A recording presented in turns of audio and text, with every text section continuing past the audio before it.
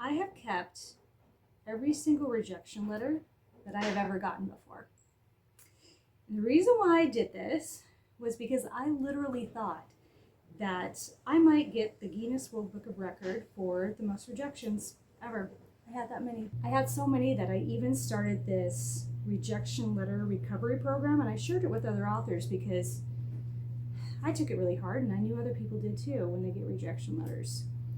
So I came up with this idea. It was back in the early 2000s that I was going to get into the publishing world through the back door as an illustrator and a cover designer.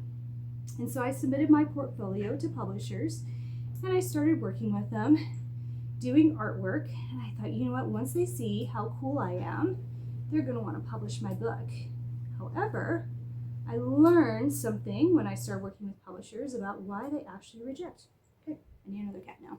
Most of the time really has nothing to do with you, okay? It has everything to do with them.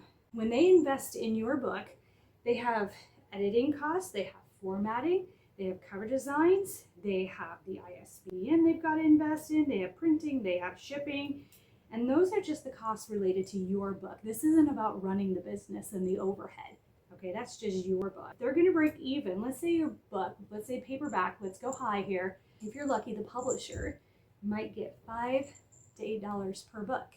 That means that they need to sell like 1,000 to 2,000 books just to break even on your book. Self-published, if they do really well, might sell 250 to 500 books. Keep your whiskers out. Most authors sell only 100 books of a single title. So if you've sold more than 100 books, that's great. You're doing great, okay? And that's through the entire lifetime of the book. That's not like the first week or the first 2 weeks. Now, a traditionally published author might sell, let's say, 2,000 to 5,000 copies a book with the marketing and the distribution power that the big publishers have, okay? Now, even with that, of course, there's going to be extra printing costs and things like that. And the more books you print, the higher the risk because you got to sell them all to make your money back, but also the higher the return because it's usually cheaper to print per book. Okay, now you're probably thinking, how in the world do publishers make money then? Their bread and butter is the authors that they already have. Let me cut your toes. Sorry, I lost my train of thought. Okay, so if you're an author, you've got a following, it's less risk for the publisher because that means more people are going to buy. Also, if you have like a book series or multiple books, then you're also going to be able to piggyback on the success of those books with other sales from the previous book. For example, when I did my launch for book 7 of the Watcher series, my publisher made a really big deal about it. And we did the launch at the LA Comic-Con. That same day that we did the release, book 1 of that series hit the bestseller list again and held that spot. So another reason why a publisher would reject your manuscript is they only have so much room to be able to produce. Like, they have these meetings where they decide how many fiction, how many nonfiction, how many middle grade, how many children's, how many Christians, those kinds of things are they going to be able to do every year.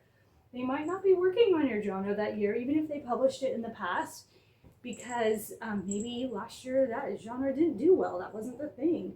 And so they're not doing it. So there's this other thing in the publishing world called first right of refusal.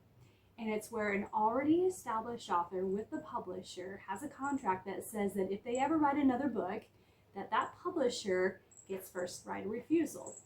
And if the publisher does not accept that author's manuscript, then the author is free to shop around their book to the competitor. So a lot of publishers, when they have an author that has written a book, they're going to take that book because they don't want it going to the competitor. That book, in the limited space, is going to take priority over yours. Okay, so you might be thinking, but Deirdre, I'm not trying to get a publisher, I'm trying to get an agent. So why are the agents rejecting me? Okay, I can't speak for all of them, and without saying names, I'll tell you a couple reasons why. So one of the agents that I knew, he fell down a flight of bleachers at his son's ball game. So everybody just before that and just after that got rejected. Okay, another one, her contact with the publisher she had a falling out with. So they were no longer a viable contact for everybody in that specific genre that they were using that for. So another one, whoo, bless you. Another one had taken on way too many books, okay? And they had books from 3 years ago that they had signed contracts with, and still hadn't sold them. So they really weren't taking on any more books at that time, okay? Another one of the agents decided that they were going to go back to editing instead of working as an agent. And that was okay too. Another one was getting married, so he just couldn't take anything else on. So none of these reasons have anything to do with you or your book. You've got a great book, okay? And as long as you've got your book edited and you know how to write, because of course publishers don't want to spend the time investing, teaching you how to write, and all their editing budget just on your book, okay? Which most authors, they really care about their books and they don't submit something if it's bad. It's not personal, so you don't need to take it personal. You can just keep on writing. You're all done. You're all done. You're a good boy. Yes, you did great. Good boy.